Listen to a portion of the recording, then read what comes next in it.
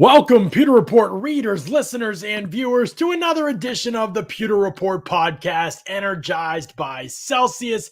It's the Pewter Postgame Show with John Ledyard from PewterReport.com and Scott Reynolds from PewterReport.com and anyone else we can get in from the PewterReport.com crew here to celebrate another Bucs W, the playoff seeding that everybody wanted, the playoff matchup that I think people wanted in the first round.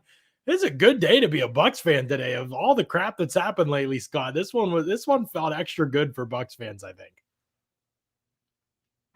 Yeah, it sure did, John. I mean, I was happy to see John Lynch celebrating. He about jumped out of his box, watching his 49ers helping out the Buccaneers. Yeah.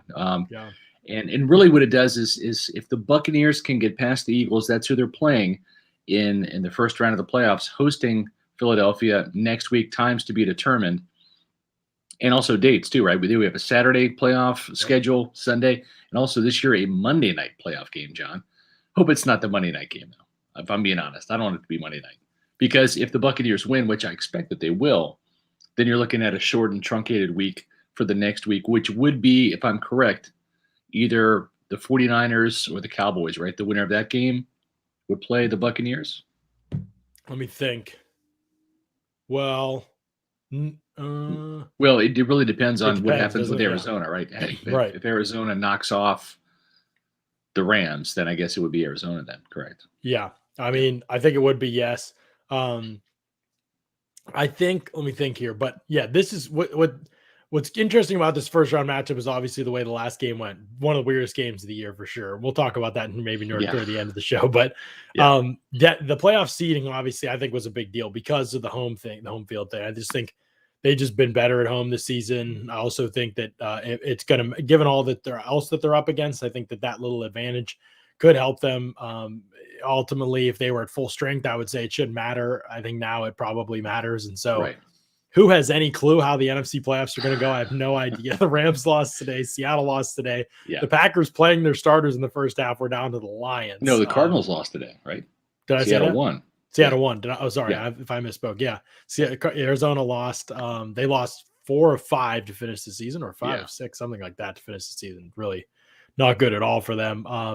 They're going to play the Rams in the first round. They've split, though, in the regular season. In the last game, I felt like the Cardinals were as good as the Rams, and just, I don't know. It's going to be very crazy to see what happens in the NFC playoffs. Packers are avoiding the madness for the first round. We appreciate that super chat right there from Josh. Scott created the perfect argument for Rodgers being MVP with his Gabbert quarterback controversy. The Bucs are 6-0 when Gabbert plays. The Pack are 3-0 when Love plays, Jordan Love. And yes, we did have a Blaine Gabbert sighting today, John. And you know what happens when that happens? The Bucs win, undefeated 6-0.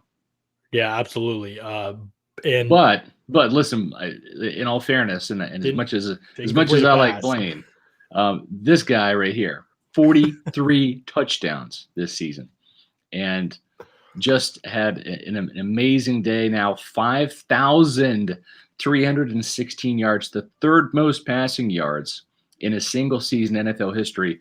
Brady beats his own record set last year of 40 touchdown passes, and now beats Jameis Winston with the most passing yards in a single season in Bucs franchise history. So just an absolutely electric day for Tom Brady.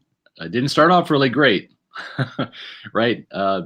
Only 3 plays, John, in the first quarter. Imagine the day this guy could have had if they had done anything in the first quarter outside of a 3-and-out.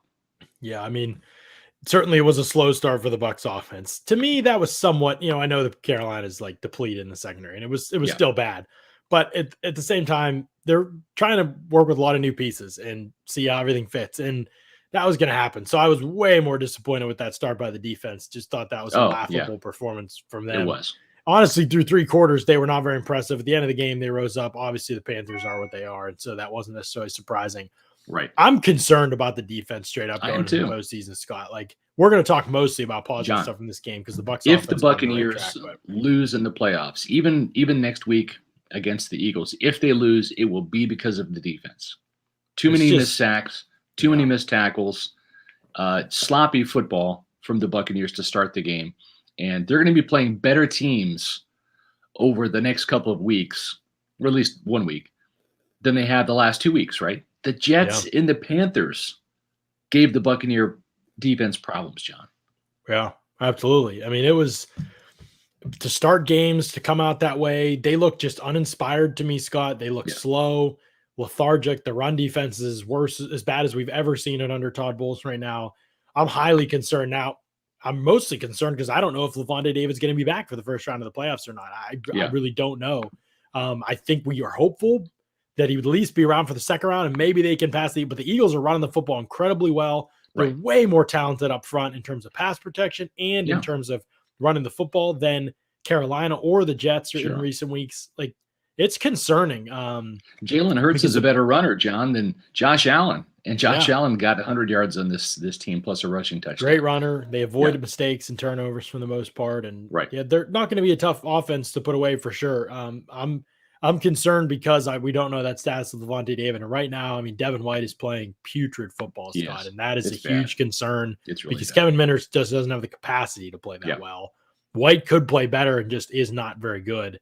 And it's a big concern because in the interior defensive line, they're not getting bodied off the ball. Like, they're just not finishing behind those guys. And that's where it gets really concerning for me. Yeah, no, you're right.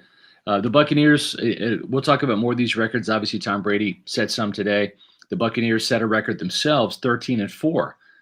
I was correct. I predicted 13-4 to start the season. It didn't always reflect that on a week-to-week basis. John, I think you and Paul tied for the actual predictions. On a week-to-week basis. So you actually did better than the Buccaneers, John. They were 13-4, but 13-4 was what I forecasted the beginning of the season. And I remember getting ripped for it. I got ripped for it. Yes, I got absolutely crucified by Buccaneer fans. In fairness to Buccaneer fans, they lost 3 games to non-playoff teams. Won. I did not see that coming with Brady as quarterback, and obviously I don't think it was his fault. But that's surprising to me to look back and know that and I haven't said it today. He said we should have been the 1 seed. We lost games we shouldn't have lost. I mean, I completely agree with them. Now that they're not 100% with no AB and no Godwin moving forward, the playing field is definitely more level because those players are so important for the Bucs, and we'll see what happens with Levante. Right. But I'm very, very intrigued to see what everybody looks like in the playoffs because I am week to week, I am lost as to what to expect in the NFC. I know. The NFC is just as crazy as the AFC. I think the NFC is a better conference, start to bottom. Right. But it's just as wacky as the AFC. When you have a team like Miami, right, to start off 1-7, and then basically flip that down the stretch, it's in sweeping the Patriots, which is just crazy. It's weird to think that Brian Flores is 4-2 against Bill Belichick over the last 3 years. Sports Media Police, we thank you for the super chat, and we got a lot of super chats, guys. Thank you so much. Keep them coming. This is fun. Is this the first time Sean McVay lost a game after leading at halftime? Yes, it is. So tired of hearing that stat. I am tired of hearing it too. I mean, hats off to him and the Rams for doing it. Have to give him credit. But yes, officially, Sean McVay is 0-1 when leading at the half in 2022. Right. And Scott, if you see me looking over here, I don't know if people are NBA fans or not, but Klay Thompson is coming back for the first time in 941 days for the Golden State Warriors. And I'm a Suns fan, but I still respect the Warriors. And just to come back from a torn ACL and a torn remember when it happened. I remember watching that. Yeah. Unbelievable stuff. So I'm like peeking out of the corner of my eye if people see me looking over. John, also keep an eye out to see if there is playoff game day and times for us as well. That's should be announced probably within the hour here. Andre with a super chat here. Thank you very much. I think that's rubles. Is it rubles? I don't know. No, it's actually a different country. So I apologize. The Promise, week 7, every win super chat. That's correct. Brady's records, number 2 seed, Evans records, Gabbert, Scott Smile. What a Sunday. Thank you very much for that. We appreciate that, Andre. Yeah, I think that, for the Bucs in general, moving forward, Scott, right now, defensively, as we talk about things that we're concerned with, and I'll move to the other side. I kind of feel the other way about the offense coming out of this game. But man, I am definitely concerned, and we'll see if having Shaq back and some of those guys back changes things. But man, I'm just concerned that if the run defense cannot be dominant the way that it's been, then all of a sudden you open up yourself to RPOs and to things like the Panthers are doing today. And more creative offenses, which Philly is one. Right. But also Dallas, the Rams, the 49ers, like very creative offenses. In fact, every playoff team in the NFC is run by an offensive-minded head coach, like, or they all have an offensive-minded head coach in the NFC. So, and they're all good, obviously, because they're in the playoffs. So it's just going to be a huge test for the Bucs defense, I think. And they've played horrible slates all season long. You know what I mean? Like they've played just terrible offenses, terrible quarterbacks for the most part. You know, so I just don't know what the jump in competition is going to mean for them. Last year, obviously, they stepped up. I give them all the credit in the world. Maybe Bowles is that get on a different level in the playoffs type of dude, and maybe that's a consistent thing for him. I don't know, but yeah, it'd be interesting to see too, right? Because this playoff game here is is not so different from last year, because obviously the Bucs played the Saints twice, and the Saints are not going to play the Buccaneers this year in the playoffs. So that's a good thing, I think, for Tampa Bay. So the Saints are eliminated. But the thing is, when you look at this particular game here, right, this is the second go around for Bowles versus the Eagles offense, and we'll see. It worked like a charm for the Buccaneers when they played the Chiefs the second go around. So we'll see if Bowles has some more creative packages there, and maybe with Levante David's return, hopefully, cross your fingers, Bucs fans, and Shaq Barrett's return, if he gets off the COVID list and that knee's healthy, and we'll see. This will be a big week. You got to stay tuned to pewterreport.com this week, folks, for injury news. Got to stay tuned to our Facebook, Instagram, Twitter pages as well for the latest breaking news. We appreciate Ben Blevins with the $20 super chat very much.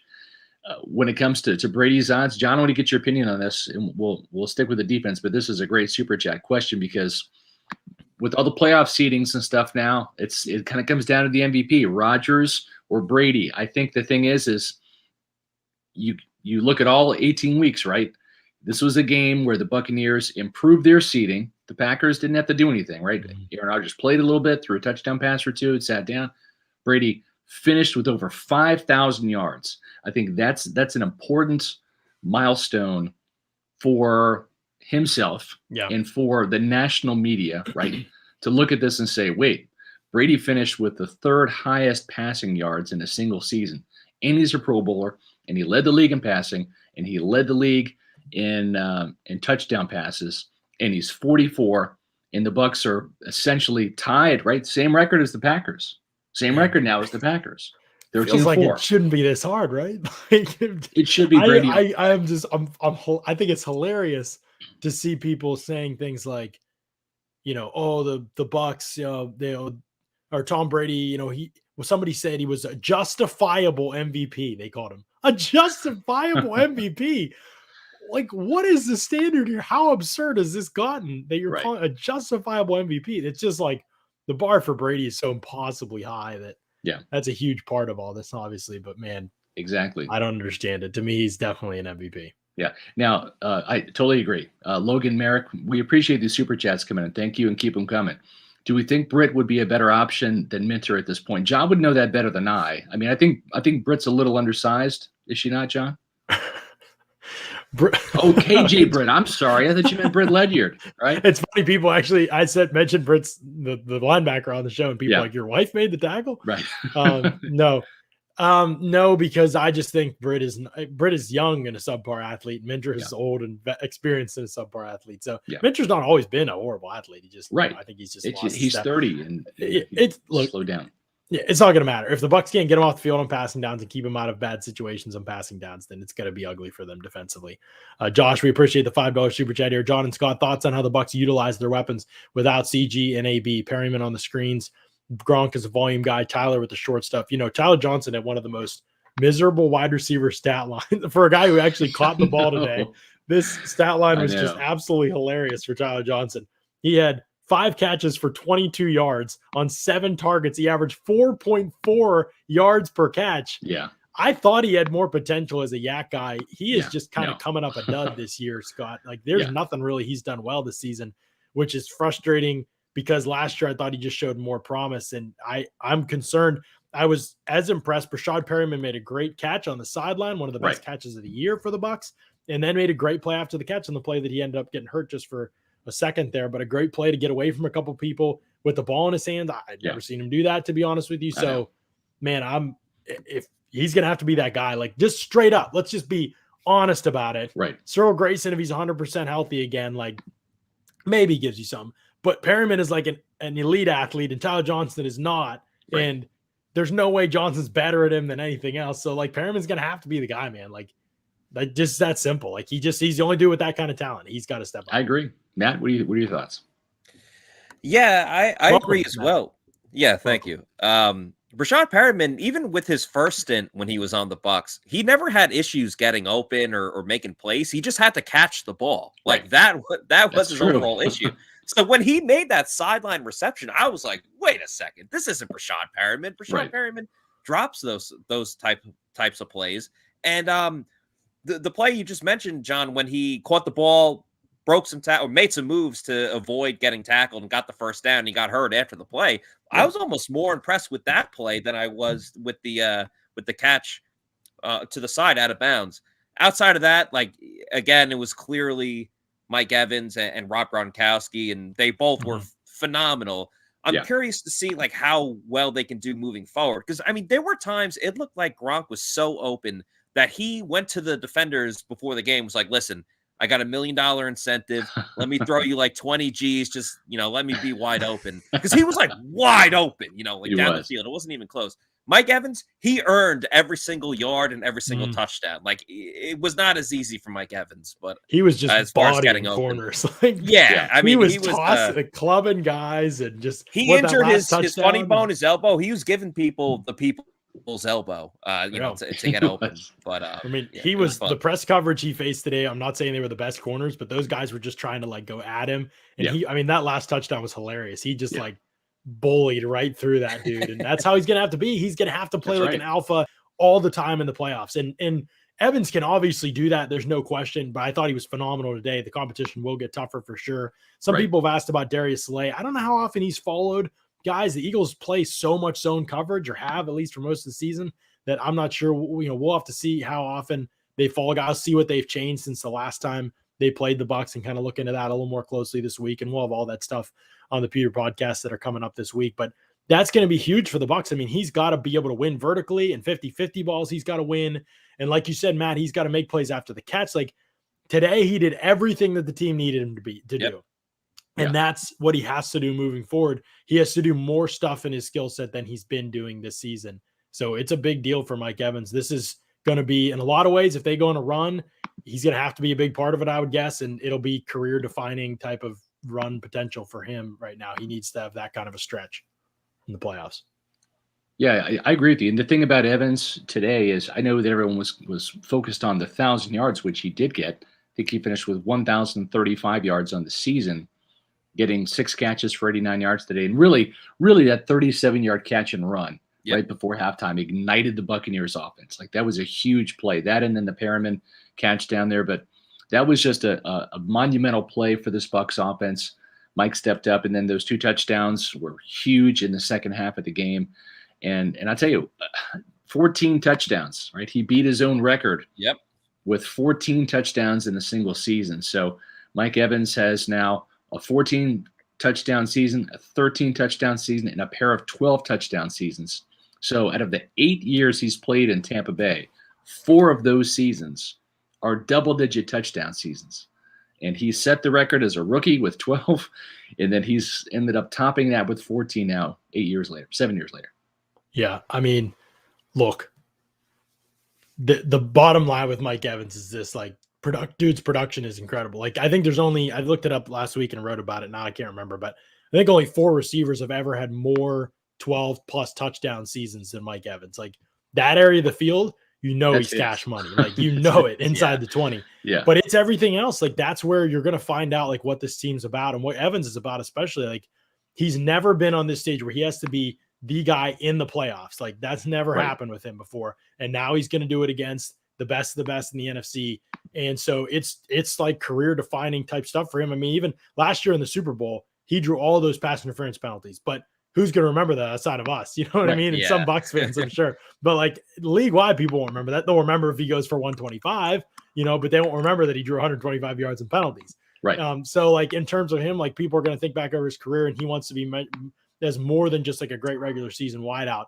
Those are going to be key games. Now, obviously, he played well in other games for them. There's no question about that. But that's going to be the key for, like, if he wants that kind of a legacy, this is the stretch run to do it. Gronk already has that legacy, but I'd argue he's almost even more important to the Bucs, which is why him dominating today was so big. He's going to have more opportunities because Gronk plays in line a lot, so he's not going to have a corner on him. So he has matchups that, you know what I mean? Like every team's got their top corner. Most teams that you play are not like the Saints. Shadow or something like that. Yeah, like most teams that you play are not like the Saints, where they're going to be able to double a tight end or play single coverage on a tight end with a guy like Malcolm Jenkins.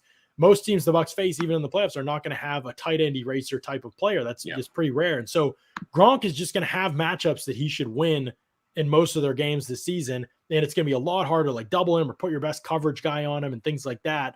Plus, you remember last time they played the Eagles, Gronk didn't play, and they used O.J. Howard and Cam Brady a good bit. And so O.J. Howard had his best game of the season against Philadelphia. Sure, right. Yeah, so Gronk and Lenny both have a lot of potential to do big things in this game for sure. Josh, we appreciate the super chat. As always, Josh always in here giving us the super chat love. We appreciate it. 900 people in the chat, more now, but only 6 likes. Come on, people, smash that thumbs up. I agree, everybody. If you could smash the thumbs up for us on the YouTube, we'd really appreciate it. Give us a like. That really helps us out. It boosts our YouTube SEO, and it's like no effort for you basically to do it. So we appreciate the thumbs up. And if you're not subscribed, let people know, man. Subscribe to the Pewter Report podcast. Hit that button. Smash it. We're doing all kinds of stuff now, covering the Bucs going up to the playoffs. But even when the season's over, we're gonna be doing draft content and draft breakdowns on players. Just getting started. Yeah, it doesn't end here. We're keeping it moving. We go year round with the quality content on YouTube. So hey, and the other thing too is listen, the Buccaneers. This is January. The Buccaneers are they're going to be in the playoffs obviously in week 1, and we'll see where they go from there.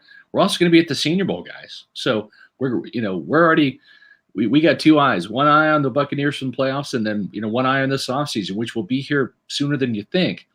And hopefully the Buccaneers get to hoist another Lombardi, right, for back-to-back champs. I mean, the Lightning did it last year, so why not the Buccaneers? And they're in the dance as the number 2 seed if you're just joining us with a 13-4 record.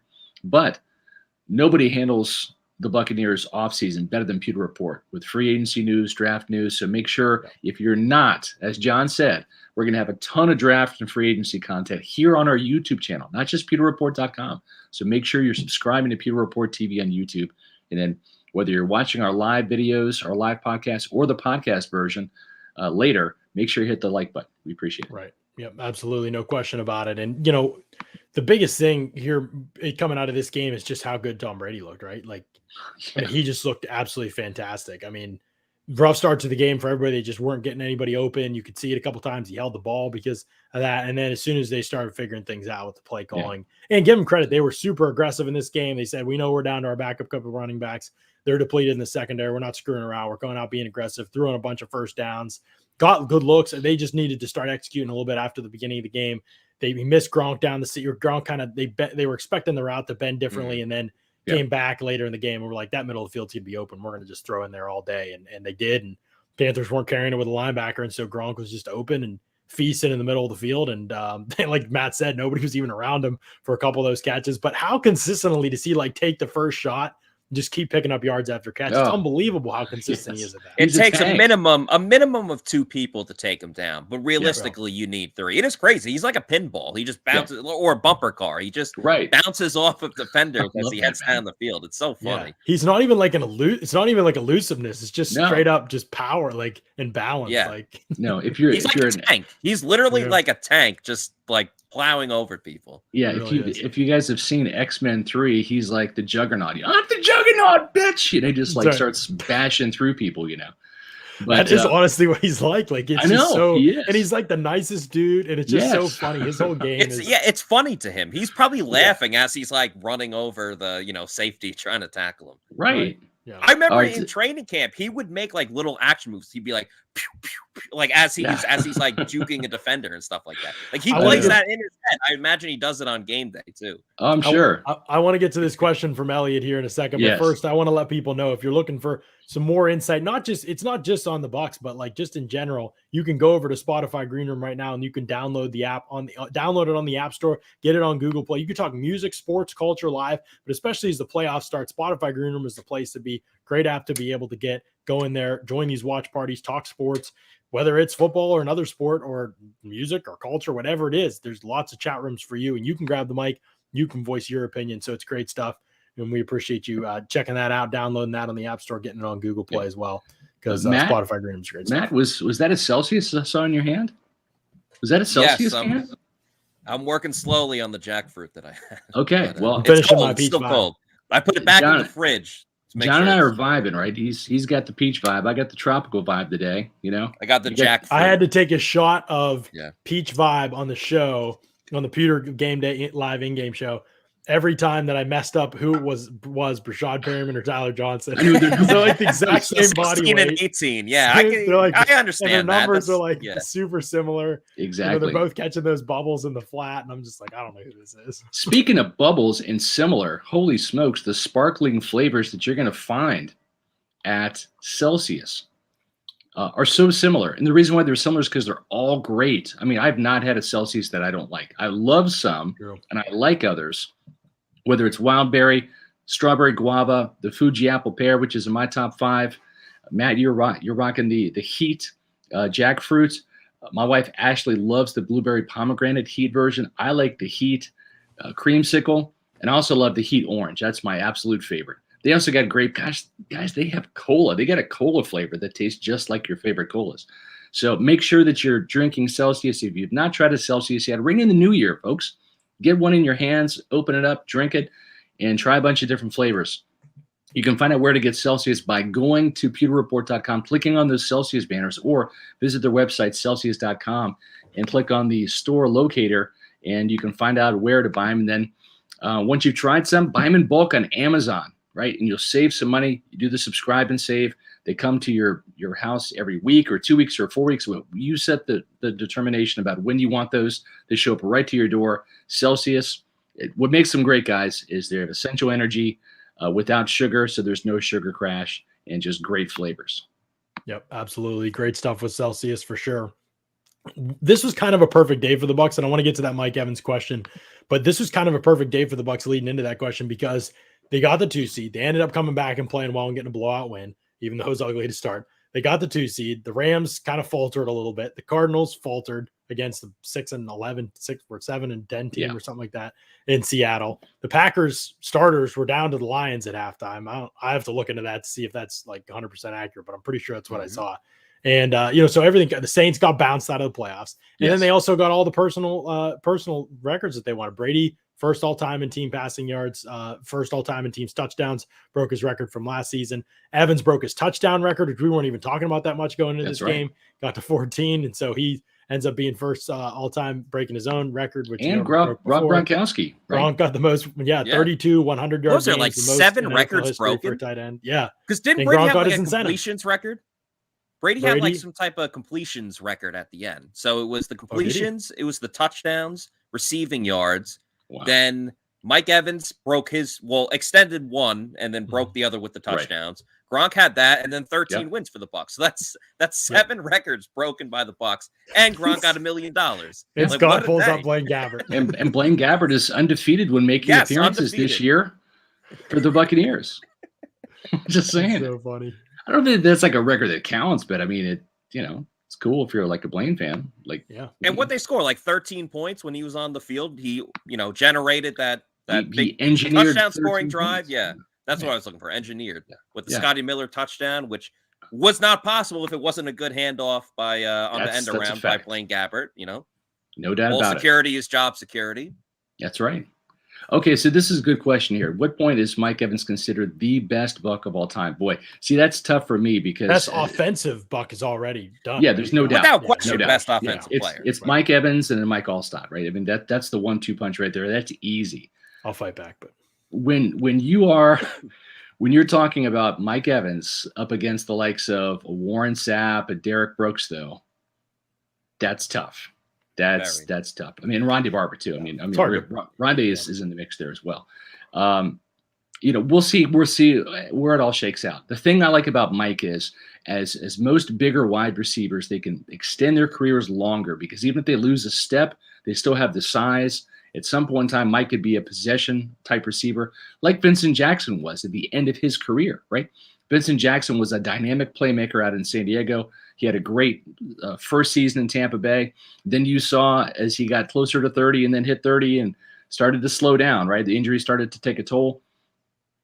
Mike has a chance to play for maybe 6-7 more years, right? He's 28 right now. There's a chance he could play 34, 35 or so, maybe even longer if he stays healthy, because he's got the big body and great hands. So we'll see how it all shakes out. It's too early right now to say. I can't put Mike ahead of the likes of Warren Sapp, Derek Brooks, and Ronde Barber right now, but he's in the top 5. How about this? Does he make the Mount Rushmore of all-time Bucs players? So that's top 4, Mount Rushmore. I think that's a fair. It's a tough argument, because obviously you got Sapp and Brooks as the top 2, but does he round out?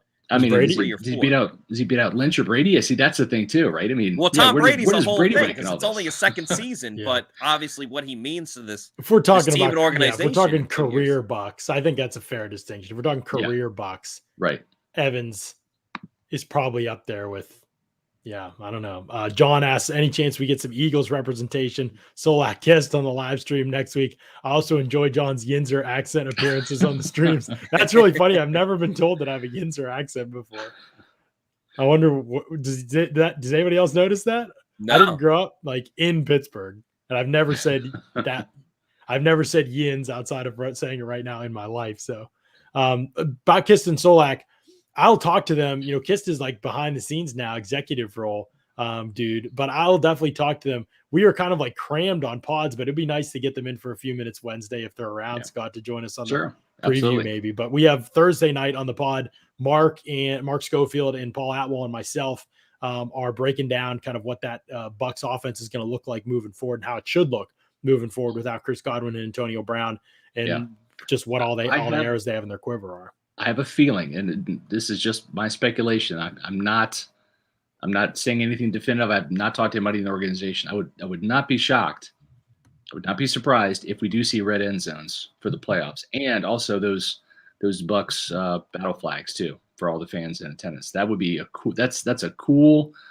Yeah, that'd be sweet, visual effect for the Bucs home games. Look, they need to go all out, man. They need that home field advantage. Like, that'd be great. Yeah. I mean, you know, Philly's going to be young, and they haven't been here. A lot of them haven't been here. Some of them have been. They have some veterans on their lines, both O-line and D-line, and they're good up front. So, you know, they're going to feel like the Bucs took it to them up front last time. And Tony says my Celsius is called Philly fans tears. It's delicious. Gronk, we'll see if it happens. Celsius. I appreciate that, Dan. Yeah, no doubt about we'll see if it happens. Trying to see if there's any updates about when the Bucs play just yet. I haven't seen anything, and so trying to see if that news is going out at any point. Christopher, you know, obviously we haven't gone back and watched the game film yet. It just ended. But if you are doing some stat scouting, Devin White, 3 tackles. One today. Better than last week. Yeah, I mean, one for every sack that he missed. He's really in a funk right now. 4 tackles at Carolina, 2 last week against the Jets, and then 3 today. And Kevin Minter had 7. He's just out of control. He's just not under control as a football player. And I was saying this on the live stream. It's always been a struggle for him, but it is just so hard in the NFL to be good if you don't play under control and and you don't play like within yourself. You know what I mean? Like, you cannot just run around and be a chaos guy like you did in college. You'll hurt your teammates, which he's taken out multiple teammates this season. You miss tackles, you miss plays that you should make. Right. He just has no ability to control himself, and it makes it very, very challenging for anything consistent to happen with him. He might run into a player in there, but snap to snap, it's just so hard if you don't have body control. It's such an unusual issue. Most players, that's not their primary issue in the league. For him, it's constantly his issue. He doesn't know when to change, when to throttle down, and when to change speeds. And I mean, he had another point blank blitz he missed today. And, we're not talking about, I mean, Sam Darnold is elusive. I mean, he's got some wheels, but it's not. I mean, he did the same thing with Mac Jones back in week 3, right? Against or week 4 against the Patriots. So he's missed several sacks. His game is just off this year. He should not be a first alternate Pro Bowler. I mean, last year, if you said that, sure. Okay. But this year, the splash plays haven't been there. The consistency has not been there. He cannot get off blocks. It looks like he's swimming out there, which is crazy. What I mean by that is swimming mentally. Mm-hmm. He's just not processing things fast. And he looks more like a rookie this year than he did as a rookie. And that's troubling. And let's hope he gets it figured out. Yeah. And we'd love to tell a different story about he was about so Kevin. big for them in the playoffs last year. Packers game was whatever, but the Saints and the Chiefs games, he was just great in those games. And, he didn't blitz in the Chiefs game. So it wasn't like that was what he was relying on. It was just his playing coverage and his ability to move in space. But it's like that just can't sustain. And that's what gets frustrating with him, because the potential is there for him to be so good. Yeah. But it just is not consistent at all. And they need to be consistent. So he's a big player that I think absolutely needs to step up for them. And I'll be writing this week in my Bucs briefing. I'll be writing about the 7 players or things that are biggest question marks and biggest concerns that for the Bucs going into the playoffs, because there definitely are some things. Today was good. Eventually they got the result that they wanted, obviously encouraged the fact that Brady seems to be playing really good ball going into the playoffs. And Evans and Gronk, I thought, had to be monsters going into the playoffs, and they were. I mean, Gronk is coming off 2 of his best games of the year. He looks he's had 3 100-yard games this year. Matt, we got another super chat here from Trustin. Appreciate all the super chats, guys. Keep them coming. This is fun. Yes. What a win. 2nd seed, baby. Do you think, as of now, Matt, does Tom Brady deserve to be in the Ring of Honor? I think yes, and he broke our win record today. What do you think? I think unequivocally 1,000% yes. One, he comes here, he breaks 2-3 franchise records right off the bat. Right. Surpassed Drew Brees, who Bucs fans obviously all hate. This is an NFL record, but still surpassing Drew Brees for the all-time passing yards record. Obviously that's a big thing, and he did it in a Bucs uniform. Won a Super Bowl, the franchise's 2nd Super Bowl in history, wins it in Tampa, if that's not historic enough. And I also think there's something to be said, too, that Tom Brady, he transcends just being a Hall of Fame quarterback. All right. Tom Brady's up there with Michael Jordan as the greats of the greats. He's an icon. He's an icon. And for some reason, I don't know why I always come back to this, but in basketball, the Miami Heat, before LeBron got there, for whatever reason, they have Michael Jordan's jersey number of 23 retired in Miami. And Michael Jordan never played for Miami. It doesn't make any sense, just out of respect for Michael Jordan, the greatest to ever play in basketball. Tom Brady, I'm not saying that the Dolphins are another team. The LA Rams are going to retire Tom Brady's number and no one else around the league can wear it. But he does have that transcendent feeling that Michael Jordan does. So 2 years with the Bucs, multiple records, and the Super Bowl. The Blazers are absolutely going to let this guy be in the Ring of Honor, because it's their decision. It's their Ring of Honor. It's their stadium, right? So they're going to put him in. They're going to retire number 12. He can get in as a GM for the recruiting. Everybody in the ring, do they retire all their numbers? Is that how it works? No, that's not the case. But I think they're going to retire 12. Right? Wow, interesting. We'll see. I mean, how the season finishes obviously would be big, and just how in general is Bucs tenure, how long does it last? All those things will matter, for sure. But now I don't know this firsthand. I'm just putting this up here, but I do know Eric Erlinson, who's a great reporter, covers the Lightning, but also does some Buccaneers stuff. If this is true, Eric Erlinson says he hears the CBS crew is staying in Tampa, indicating a Sunday playoff game, which that would be interesting. So, and the thing is, we might not get the full schedule until after the Raiders-Chargers game tonight. That could be the case. We probably won't. Yeah, just knowing we might get some rumors, some whispers coming out similar to that. But good thing it's not the Monday night game. I would not want any part of the Monday night game. Is it for sure not the Monday night game? Do we know? No, I don't know. I'm just saying I hope not. Yeah. Okay. I was going to say. I don't think it will be the Monday night game, but I absolutely do not want it to be the Monday night game. I don't either. I want it to be Saturday, the first game. Yeah. No, I don't want it. Sign me up for that. Saturday. Get it done with. We can enjoy Sunday, watching playoff football. Last time it was Saturday night for the Bucs in the first round. And that's probably, I bet they'll be one of the second, they'll be the primetime night game with Brady. I would think so. Yeah. Then Eagles crowd is going to be obviously a pull for them too. Oh yeah. Yeah. I know they'll get the Patriots crew and I think Saturday night, second game, but maybe it is Sunday. Maybe it'll be the second game Sunday, which are the games 1 and 4 at Sunday? Is that still how it is? On I don't think Sunday, on Sunday. I think it's 12:30 and it's like 12:30 and 3:15 or something. So they do the Thanksgiving schedule. Yeah, it's something like that. It's they mix it up a little bit on Sundays. And I think it's almost always AFC first on Sundays. But anyway, they could change it. Yeah, because it was like the Texans historically. It was like, all right, let's get this game out of the way on ESPN at 1. It'd be like the Texans and their backup quarterback versus. Oh, I guess there's 3 on Sunday now. So there is. That's true. Yeah.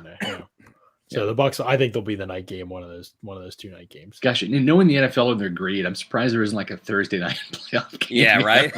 Just to screw some teams that like, oh, you played on Sunday, but we want to fit one more game into prime time, so we're doing Thursday night playoffs. Whoever has to play on Monday has to play like on a short week for the playoffs. Yeah. It's just absurd. I mean, you would think they would whoever stupid. plays on Monday, they would play on Sunday. Regardless. Yeah, I think can the you imagine Sunday playing on night Monday and then they make you play on Saturday? Like that would be ridiculous. Yeah, that's patently unfair. There's no doubt about it. It's absurd. It doesn't make any sense. Hey, friends, if you're looking for something to do this week, though, where's the place to be? Everybody knows on this Pewter Report staff, and especially our Matt Matera knows that it's our friends at Pin Chasers, right? Bowling, food, and fun. Pinchasers.net tells you everything you need to know. But Matt, the rumor on the street is they got an all-you-can-eat pizza night, and you can have breakfast anytime you want at Pin Chasers. Yeah, I mean, breakfast at any time is an absolute game changer. And the grill there is extremely underrated. They have nothing but great food. And all you can eat pizza on Tuesday nights and all you can bowl on Thursday nights and $1 Miller Lite. So they literally have a deal essentially every single night that you go there at Pin Chasers, and multiple locations too. You see it on the screen right here: East Pasco, Zephyr Hills, Midtown, and Veterans. Like, you can go all over the place and find Pin Chasers. And the best part too is the owner of Pin Chasers is a huge Bucs fan. So if you go to Pin Chasers, you are supporting, Anthony Peroni. You are supporting fellow diehard huge Bucs fans. He's got season tickets. I'm sure he'll be at the playoff game next week. Yep. So make sure you go to pinchasers.net to reserve a lane or to reserve a party for a friend or a loved one. And the always thing a is, great Matt, time to get the Pin Chasers. Yeah, my son Logan was there last night doing midnight bowling. They're open until 1:30. You know, I looked at find my iPhone. I'm like, son, what are you doing? Where are you at 1:30? You know, on a Saturday night. And he's like, I'm down here at Pin Chasers bowling. I'm like, okay. He's like, I already won 2 games. I'm like, even better. Good. There you go. No doubt about it, guys. Stuff. What do you say about some game balls before we get to that? Tomorrow is a Victory Monday again. It's been a thing, right, all year. Victory Monday tomorrow, 4:00 podcast. Don't miss it. Around 4:20, we're going to be doing what we do every week, which is roll call, which is where we want everybody that's in the podcast right now to join us tomorrow at 4:20. We'll be there at 4:00 when it starts, but at 4:20, we're going to do roll call. John's going to be talking eloquently about Buccaneers fun facts and information to educate you, and I'm going to be posting exactly where you guys are signing in from, where you're watching. How many countries around the world can we get? How many cities in Florida can we get? How many states across the country, right? We'll do that for about 2 minutes or so. So be here tomorrow at 4:00 for our Pewter Report podcast. Yeah. And now, guys.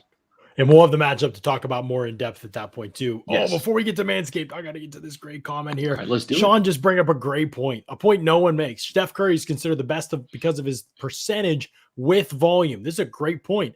Tom is like that same completion percentage with a high volume. Why is that not more celebrated, especially going to an offense where not only that, but his average depth of target has increased too in Bruce Arians' offense because it's a different offense. So to be able to do that and still maintain a completion percentage the way that he does. I mean, if you look at Bruce Arians' quarterbacks, that has not been the trend. Typically, the completion percentage is a little bit lower. The sacks and the interceptions are higher. Brady has basically gone into Arians' system, perfected what the quarterback can look like in that system. Like, that's really what's happened for 2 years now, including last year when everybody said he didn't know what was going on. I call BS, but he basically went into the offense and they said, okay, this is what this position, I see what guys have done. I see what Carson Palmer did. I see what Ben Roethlisberger did. And they were pretty good for a couple years. They had a year or two that were pretty good in this system. But this is what it's supposed to look like when the best does it. And that's what he's done. And that's why even when you compare just the raw stats outside of just watching the tape, you can see that he's been able to go into an offense like that and just perfect things. And Leftwich deserves some credit for things he's tweaked to make it a little bit more of an efficient offense than the past that struggled with efficiency. Yeah. And also too, Blaine Gabbert gets the assist, right? Because Blaine knew this offense and then taught Tom everything he knows last year. Yeah. If you want to, if you'd like to give him that, that's fine. Is he going to get your game ball too?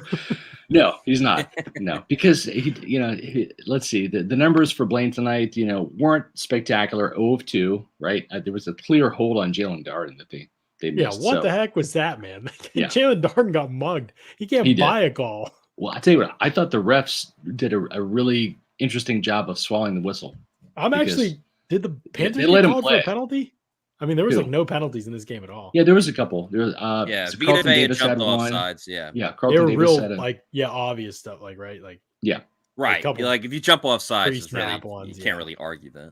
Yeah. Yeah. One penalty on the Panthers, 2 on the Bucs, both 10 yards. Good. I loved it. I loved it. Let the boys play. Let them play. Love it. Right? Yeah, we need that in playoffs for sure, because I hate these playoff games that are decided by you won't get refs. it. You won't get it. Yeah.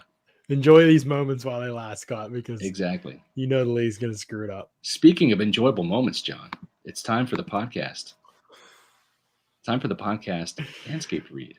It is. You've got the read, right? I still don't have it. I do. Cheers to 2022 and the resolutions you can actually keep. How about having clean and shiny balls all year round? Our sponsors at Manscaped are here to save your balls this year and make the ball drop into 2022 the cleanest and sexiest ever. Set your first New Year's resolution with good intentions and join the 4 million men worldwide, including Matt, John, and myself, and also JC, who trust Manscaped with our exclusive offer. Go to manscaped.com, use the promo code Pewter to save 20% off and free shipping. You're probably wondering, what the hell am I holding? This is the Manscaped Weed Whacker 4.0. And this is an amazing tool. And this is actually the Lawnmower 4.0. It's actually looking at the Weed Whacker, which is the ear, hair, nose trimmer. Yeah, and both of these are absolute must-haves, and both of these are included in the Performance Package 4.0. You're going to get the signature Lawnmower 4.0. This electric trimmer is designed to trim hair on loose skin. The advanced skin-safe technology reduces cuts and nicks on your delicate nuts. It also comes equipped with a 4,000 LED spotlight that will shine a light to the promised land in 2022. A grooming routine isn't complete without these bad boys right here. The Crop Preserver and the Crop Reviver. Now, before you show off your 2022 self, use these unique formulations to take care of the smelliest parts of your body. Get a big boost to your confidence heading into the new year. To complete the Manscaped set, you know what comes, guys. The Shed. This is an awesome travel bag for all of your Manscaped grooming needs. Yep. And as well as the Manscaped boxer briefs, which are anti-chafing boxer briefs. They're phenomenal. They get to keep your goodies stored comfortably. And this thing right here, if you want to try Manscaped and you're not sure about shaving your balls with the Lawnmower 4.0, start with this. It's inexpensive. And the best thing is you stick it up there. It does the job. No snags, no tears or anything like that. It gets the job done for the nose hairs. If you're old enough, I'm not quite that old yet, but a couple years, I'm going to have the ear hairs. You stick them in there, and this will take care of that too. So for all of this package, which is the Performance Package 4.0, we need you to go to manscaped.com, enter the promo code Pewter20 for 20% off plus free shipping. That's Pewter20 for 20% off and free shipping.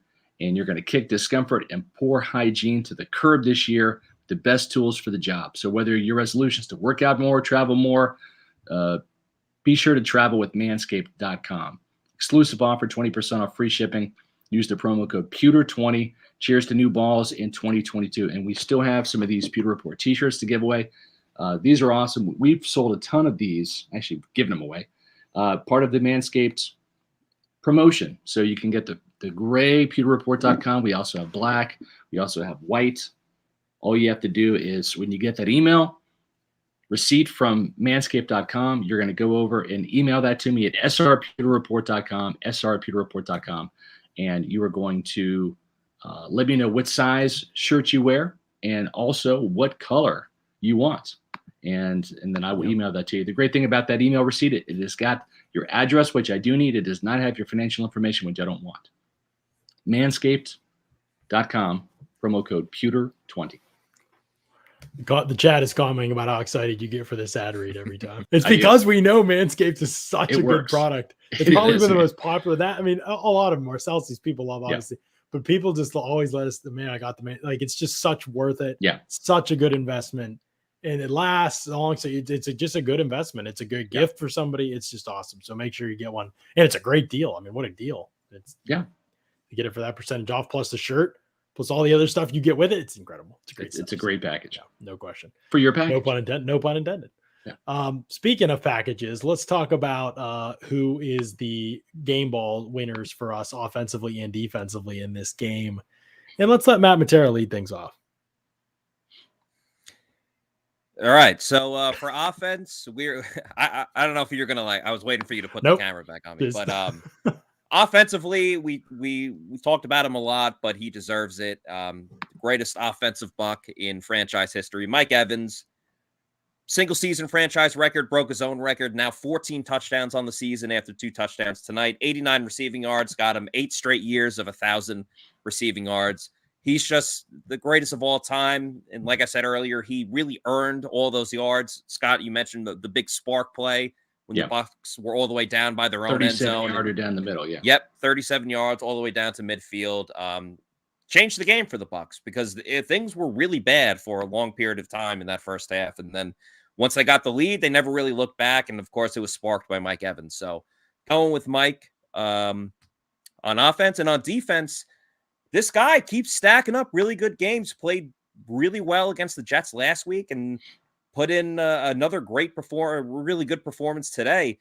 We keep talking about Joe Tryon-Shoyinka, but it's Anthony Nelson, man, that keeps showing up. He keeps showing up, getting sacks, 5 sacks on the season. He had 2 tackles for loss. I believe he had 5 tackles in the game around that. He's making plays, and again, JTS gets the attention, but it's Anthony Nelson that's coming up with the play. So all the credit to him. In each of the last 3 games. He's coming on strong right now. Yeah, it's maybe taking a little bit longer for him to develop since the Bucs drafted him more than fans would want. But what can you say? He's producing when the Bucs really need it with Shaq and JPP out, and he's been the guy. So shout out to him. Yep. No doubt about it. Great, no question. Okay, Matt, good choices. You want me to go next, Scott? Thanks. Yes, because I know who you're going to pick. You do? I do, yes. On both sides of the ball? I do, yeah. Okay. No doubt about it. My game ball is presented by Manscaped. Offensively, going to go with Rob Gronkowski because you knew it. Wow, good. Yeah. I just think he's been, what he's had to do the last couple of games, I think he's been one of the most important players for them to be able to step up the way that he stepped up. And it's just huge, man. I think he's a game changer type of player. I think people just want to say that you've dropped off when you've gotten older, but show me where. Like, if this guy plays the full season, his numbers look absurd. Like, that's just how good he is. Like, I don't know, man. Like, when he's on, the only thing that maybe he drops a few more balls than he used to. I don't even know if that's true. Looking at his past drop numbers, he just still so freaking good. Like, everybody's going to bust on the 40, but he runs away from people every game. So like you tell, like, I don't know, like when it's on the field, he gets the yak. He's getting the yak, whether it's running over people or being faster than them. It's obviously the former, but you getting the yak, It doesn't matter how you get it. You talked about Mike Evans, 6 catches, 89 yards, 2 touchdowns, Matt. Rob Gronkowski, 7 catches, 137 yards today, John, including a game high 42-yarder. He's killed the Panthers too. I mean, his numbers for the year are insane. He missed how much games? He's 55 catches for 802 yards and 6 touchdowns. I know he didn't score much down the stretch of the season, but he just had some monster games this season. He had, 4 90+ yard games this year. He's produced consistently across the board. And moving forward, he's going to have to be, I think I've said this a bunch of times, I think he's just going to have to be a really important player for this team. Obviously, he's been a playoff dominant player before. And so, you're hoping he can step up on that stage too. And Evans has flashed that as well. So it's going to be very interesting to see what happens. But both those guys, Evans and Matt mentioned, Gronk, they were unbelievable today, which is huge. Oh, man. Defensively, this is tougher. I mean, obviously, Matt's right about Nelson. Hats off to him.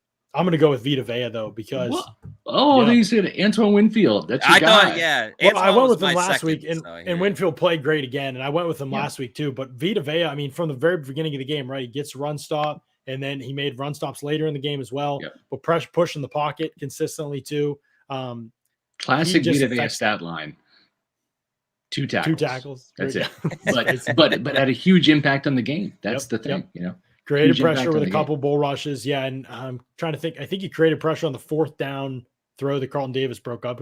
Davis was also pretty good in this game when the scheme gave him a chance to be. And I think that Vea was just coming off the contract extension. He was energized. He played great. And he's another one. As good as he is in the playoffs, going to be huge for them, especially against a team like Philly. Jason Kelsey's one of the best centers in the league. They're good inside. Their O-line's just good in general. He's got to be the best player out there, he and Shaq. Yeah, totally agree. Before I get to my game balls, we see Casey Hudson waiting on deck here as well. We'll get her takes on the game in just a second, plus her game balls. Gizmo Snyder, appreciate the $10 super chat. Thanks for the super chats. Keep them coming. They're fantastic. We appreciate it. We put it right back into our production costs here at the Pewter Report podcast. AB getting more hate than he deserves. Read what he said, and he didn't seem too critical of Brady, only slightly critical and illogical in regards to his friendship with Brady. As I said before on the Pewter Report pregame show, you can't fix stupid. AB has said so many stupid things on that podcast and since leaving the Buccaneers. And I'll tell you what, it was just desserts, man. It was karma that Gronkowski got his $1 million incentives. He had a pair of $500,000 incentives on catches and yards, and Tom Brady made sure he got both of those today. And if AB wouldn't have ripped off the shirt and been a team player in the third quarter, he would have gotten those targets and probably the game-winning touchdown, not Cyril Grayson. And he would have had, by this game, all of his incentives too. So stupid move on AB, who screwed himself for next year and hopefully screws himself out of another Super Bowl ring, because Rob Gronkowski and Mike Evans were fed today, got their records, and Gronk got his money. And AB, he's going to have to get his money in the grievance. And Gronk earned those incentives too. Like, other than that last reception that he made when Brady clearly, like, they were only in just to get that play, he earned all the other plays. Like, when AB got his incentives last year, those were touch passes, like, extremely manufactured. Not the case for Gronk. Gronk made the play every single time and helped the team win. There was nothing manufactured except for that last one a little bit. But I think that's important to point out. So it is important to point out. And but last thing I'll just say on that is just the fact that it was I mean, honestly, it was a legacy-defining opportunity for Antonio Brown. That's not hyperbole. Right. Like, there's question about whether he'll make the Hall of Fame because of his character. It's affected other guys, and at this point, he's done so many things, and I think it's going to be a legitimate question for him. There's no question on the field. That's a legitimate point. Look at Brian with the super chat. Yeah, Brian got himself suspended. Right? Brian's exactly right. Nobody was mad about that until he got kicked off the team. I don't understand that. Like, nobody was mad about the fact that he missed the Saints. Like, he would have been back probably for that 9-0 loss and would have made all the difference. They wouldn't have lost that game with him. Exactly. And so, he screwed himself. He screwed the team. But this was an opportunity for him with Godwin down and then about to make a playoff run. He was going to get fed. Like, I already tweeted out this year, the highest 30% of the snaps he was on, the pass plays he was on the field for, he was getting targeted. That's one of the highest marks in the league of anybody. And so he was going to get fed in the playoffs. He was going to have multiple big games, and he just blew the opportunity. Could have resurrected his career, could have made bank in free agency, could have kept his nose clean for another season, and teams would have seen him as, okay, he might be worth the risk and given him some more money. Now it's probably all over for him because he did the same self-destructive stuff that he always does. And so, those are the tendencies for him that you fall back on. All right, Scott, go ahead. Game balls. My game balls, well, it's pretty easy. It's the quarterback. It's not necessarily Blaine Gabbert, but it's Tom Brady, because he went ahead and threw what he needed to throw for the single season record for the Buccaneers in terms of passing yards, 43 touchdowns. I hope he gets the MVP. He deserves it. On the defensive side of the ball, I'm going to give it to, I'm a big Anthony Nelson guy, but I'm going to give it to another defensive lineman, and not Vita Vea. Steve McClendon. Steve McClendon actually had a hell of a game. He had 4 tackles, the old man on that defensive line, 4 tackles. He also had a team-high 2 quarterback hits. And what I liked about him was down there in that goal line stand on that little shovel pass to Tommy Tremble. He saw the play, recognized it, grabbed Tremble, and held him to only a 1-yard gain. That set up the 4th and 1. And then he combined with Devin White on that stop on 4th and goal. That really kept the Panthers out of the end zone. It was a huge momentum-changing play. So I got to give it up for Tom Brady and Steve McClendon. And I do know, we don't have any pictures of him yet, but I know Scotty Miller had a big game. That's going to keep Casey Hudson happy as well. I was going to say, I wonder if Casey Hudson, who's about to come on the show here and give her thoughts on how this thing's going down today. Casey, just in time for your game balls, and I know you've been praying and thinking about this one. And what are you going to do? Rashad Perryman, Scotty, what do you choose? If only you guys could have seen my reaction when Scotty came in. If only. It was finally time for Casey. Did you yell in the booth? Yeah, I lost it for a second. The only thing that kind of protected me from being completely embarrassing is that we have to wear a mask again. So it was sort of muffled. So it was kind of like, Case, what's going on? And I'm like, don't worry about it. Just Scotty Miller. He's here. He's in the building. He's doing things on the field. But that was more rushing yards than receiving yards now this year. Huh? He He does, might. right? It's very close. It's got to be close. I actually think he might. I'm about to look, but I'm pretty sure he does. Yeah, but at least 43 rushing yards today, the team leader.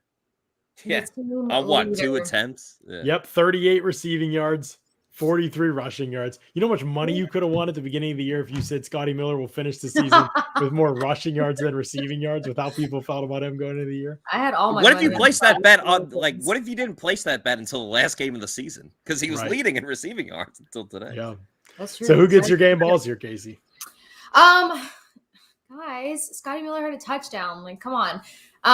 No, honestly, it was kind of tough because there were so many record-breaking performances today, and I was extremely pissed about how the whole first half of the game was going, because they can't take that into playoffs at all. But if I really, really, really had to choose somebody, I think you kind of have to give it to Mike Evans. The momentum really swung when it came to him. So it's not just the fact that he, broke the records that he broke today. It's the fact that that team did not really start getting moving until he made the catches that he made. So Mike Evans has got to get my offensive game ball. Defensively, it's kind of tough because Anthony Nelson, again, I mean, I'm appreciating seeing the growth in this guy. I'm a big underdog gal, and he's really just grown as a player. He's showing up. He's really helping out this team. But is it unorthodox if I give it to Lavonte David because of how much this defense needs him back? That's a good one. That's actually a really good one. Yeah. Can I do that? Because you don't realize how much work Lavonte David is really doing on that field until you watch these past couple of games, and the team that could never be run on. Yeah, no, people can try it out, have some fun with it. So yeah, can I do that? Yeah, that's a great choice. Lavonte Right, David. Gets And now we just hope he's back. By the way, injury report update for people just on some of the other injured Bucs. They're seeing about Cyril Grayson. They don't know yet. They rolled him out pretty quickly. So we'll see what happens with that hamstring. Bucs could be down another receiver, but platform's going to be – I'm not that worried because the platform's about Cyril by himself, because I think the platform's going to be there for Scotty Miller to step up. And I still believe I have not quit. Obviously, the runs were fun today, but I have not stopped believing that Scotty Miller can be a wide receiver in the NFL, and he's going to probably get his opportunity. I think Cyril's probably going to be out for the first playoff game. Just guessing. I'm guessing there. I don't know. Bruce Arians' tone when the question was asked, it sounded a little bit. It just seemed like it might be tough to get him back in a week at least. Yeah. Not that he wouldn't come back eventually, but other guys, I think Leonard Fournette will return. We'll see Giovanni Bernard should return based on his timeline, just in terms of them activating him. Mm-hmm. Guess he will play this upcoming playoff game. So they'll have some guys back at running back. We'll see about Rojo, Shaq Barrett, Jason Pierre-Paul. Would expect them to be back for the playoffs as well. And then we'll see about Lavonte David. I think they're hopeful, but they just have to see how it goes this week with him. This is going to be a big week for him, and that's going to be one we're all going to be watching very closely. I think with the Eagles having one of the more vaunted rushing attacks and diverse rushing attacks in the league, it's going to be very, very important. I asked a couple Eagles guys just before we went on the show, anybody who's hurt. Miles Sanders for them has a broken hand. They're top running back, so we'll see how that goes for them and whether he plays or not. It's going to be interesting. Britt just texted me. They're still showing just times for playoff games on TV, just no teams yet. So they haven't announced those. We'll probably have those later tonight, and we'll get something up, and we'll be on Twitter to comment on those matchups and the times that the Bucs have. We know they're playing the Eagles, and so that's about all you can know at this point in time. But in terms of injuries today, Jamel Dean was the other one, right? Jamel Dean had a hamstring, but Bruce Arians did not think it was serious. It seemed like Mike Evans and Rashad Perryman were fine. Evans got hit in the funny bone. Perryman came back in the game. I think he was fine. So hopefully those were the only injuries, and they go into the first round of the playoffs. There's an outside shot they could have everybody there defensively, and the way they played today defensively, they might need everybody, Casey. Yeah. Yes. Especially versus the Eagles. I mean, we've seen that they like to really hit the ground running, and the defense just has not been strong, stopping the run game in against the past couple of teams. So that would be huge for them to have my game ball choice of Lavonte David back. But it was good to kind of see some, it was really nice to have a game where you heard so many other guys' names being called and really contributing today. I mean, Keyshawn Vaughn, I'm really impressed with him as well. He's just been able to finally contribute to this team and get the offense in good positioning, because them getting to the 50-yard line today just seemed impossible for the longest time. So they still can't rely on him that much. But if Grayson's he ran hard, but We haven't talked about that, Casey. 10 we for didn't bring this up on the 29. pod, but not exactly. They have to run the football better, and maybe it helps having Lenny, but Lenny's not a like that kind of a rusher, so it's going to be very important that they run the football better moving forward. They just have been really bad the last few weeks running the football. Yeah, it's been nearly non-existent. So Le'Veon Bell, but I mean, he's doing okay in the receiving game. Yeah, he has just his very specific role, which you can tell. So I think he's going to, help this offense out a lot as well. I just don't want it to be this huge concern that if Grayson doesn't make it back, that the team's going to fall apart. He was somebody who helped in a very crucial moment, but I think every guy kind of has a crucial moment role we've come to notice. Rashad Perryman was the overtime guy. Grayson was the 15-second guy. So as long as, too many other people don't go down and they continue to have a little bit of versatility amongst some of these guys, then they should be okay. But it's finding that rhythm a lot quicker, not the third quarter. They have to figure out a way to find it in the first quarter. It's not a trust game anymore. We're outside of week 18 now. But against the better team, it's going to matter a lot in the playoffs. Way more. Yeah. And the Eagles have only gotten progressively better, and they still give them a run for their money when the Bucs faced them, 2 months ago or whenever it was. So that's the only nerve-wracking part. But I'm hearing Saturday for the Eagles game. That'd be cool. Oh, are you hearing? Are we reporting news here? What's going on? A lot of people are saying that it's going to be Saturday. A lot of people are saying. All right. People are saying Saturday. Are you breaking news here, Casey? Yeah, here we go. The K Huddy scoop is that it's playoff game to be Saturday, y'all. Wow, K Huddy with the scoop. I hope you're right. I hope you're right now. Otherwise, people will never let you live it down. I know. If not, just I'll go in and delete this clip later. Yeah. Put the pod down. Doesn't get a blank spot. People go to find the clip, and it's just missing. There's just just take a blank screen. Yeah. So Saturday, you think the night game, just same as last year when they started? Yeah. Against Washington? Yeah. That was okay. All right. That's what I kind of thought it would be, but somebody said that they heard the announcers, Eric Erlinson, I guess, from the Lightning. You probably know him, but he was saying that they, I think, are still announcing broadcast team is staying in town or something. I don't know. And so the game might be, I don't know what that have to do with the game being Sunday. I don't understand. But anyway, we'll see. I think you're right. I think it's like you're staying here a week, like one extra day is really going to be the backbreaker. Yeah. Which maybe you want it to be Monday. I don't know if it matters, but given Levante 2 extra days, I don't know if that will matter or not. Ultimately, it probably doesn't. But yeah, I mean, at this point, you got to know if you're ready to go Thursday. Thursday, really. Right. You probably want to get some practice reps in for sure. Right. So, we'll see. K Huddy Scoops on the Pewter Report podcast, a new segment I think we just found. K Huddy Scoops. So we'll see what happens with that. If it ends up being Saturday night. Yeah, we're gonna, K Huddy, we're gonna be coming back to the one clip and then move it in. That's right, good stuff. Well, we appreciate y'all. This is a great day for the Bucs. Obviously, they get the 2 seed right now. The only game they'd have to play on the road in the playoffs is if they face Green Bay in an NFC Championship game. The way it looks right now, if the Bucs were to win in the first round, obviously the team can't get ahead of themselves, but I always clarify this. We are not the team, so we can look ahead as far as we want to. It doesn't have any effect on how they play. People, after they played bad against the Jets, people are like, wow, y'all were looking ahead to the playoffs. Oh my gosh, we got so chewed out for that. I'm like, come on, y'all. What does that have to do with the way the Bucs play against the Jets? We don't play on the team. That game was going to go that way last week. Like, that too, nothing was swinging that way. And if we overlook an opponent, that has no impact on the Bucs. That has nothing to do with it. At least we're giving us that much empowerment, though. I mean, right? Yeah, seriously. Yes. So the Cowboys play the 49ers. That's an intriguing match. That's a fun game. Because there's a lot of layers there, but obviously they're familiar with Dan Quinn, very familiar with 49ers are in terms of playing him. And so that's gonna be very, very interesting game. 49ers are tough again.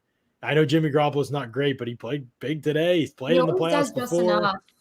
They're good play calling. They know how to control line of scrimmage to keep good edge rushers from wreaking havoc. I would love to see a 49ers upset happen there. That'd be fun. But then they'd probably face the Bucs if that happened, I guess, right? Because low seed the move. Oh no, they would face the Packers if the Bucs are able to win. So that would leave the Bucs with the winner of Cardinals Rams, maybe. So there's a lot of potential here for the Bucs, but they're going to have a tough matchup eventually at some point or another. I'll be pulling for a 49ers upset. I think that game is going to be interesting. Cowboys don't have a lot of playoff experience with this current crew, and I wonder if that will matter at some point, or maybe I'm overrating hypothetical playoff experience. Well, no, because if you kind of look at, how that Cardinals game went, and then you compare the Cardinals defense to, the 49ers defense and the capability that they have to kind of stunt the Cowboys, I think it could be just as interesting. Yep. Also, the Bucs didn't really have too much playoff experience outside of Brady and that's pretty important. And Gronk though, last year too. Well, Bruce Arians too. Okay, but you're saying like the Cowboys have no experience at all. I'm saying like the Bucs, outside of two guys, went on a huge run. Yeah, that's true. But we just don't want to see the Cowboys do anything, Matt. Okay. Yeah. I mean, I know I don't. No, I mean, just be honest. Nobody other than Cowboys fans does. Like, nobody wants to see that. So it's the bottom line here. Right. That's something all sports fans can agree on, unless you're a Cowboys fan. So good stuff. And we'll talk more about all this stuff tomorrow, 4 p.m. Eastern on the podcast. Scott and I will be back. We'll look ahead a little bit more to Bucs Eagles. We'll know at that point what time the game is, when it is, all those things. And we'll have heard from Arians one more time too before then. So tomorrow's podcast, 4 p.m. Eastern. You're definitely going to want to tune in for that one on Monday. Make sure you hit the like button. Make sure you subscribe before you get out of here, because there's going to be tons of great content rolling through. Got all 22 content rolling through. We also have Wednesday on the show. Scott and I will preview the upcoming game against the Eagles in the playoffs. So we'll dive deep into that game, statistically, the matchups, all of those things. And on Thursday night, we're going to have myself, Mark Schofield, and Paul Atwell are going to be getting together, and we're talking about what the Bucs offense should look like moving forward. I'm going to set up the questions, pose things to those guys, and those guys who've studied Bruce Arians' offense, Tom Brady, and all those things, even more than I have, are going to come up with some answers and let you know what this offense should look like moving into the playoffs. It's going to be a ton of fun. It's going to be a great week on the show. It's playoff week, baby. For the second year in a row, Bucs are doing playoff week. It's a lot of fun, and Bucs fans are going to get a true home playoff game. The Super Bowl was a home game, but a true home playoff game here coming up, which is going to be a blast. So appreciate y'all. It's going to be great. And we'll see you all tomorrow, 4 p.m. Eastern, on another edition of the Pewter Report podcast. Out.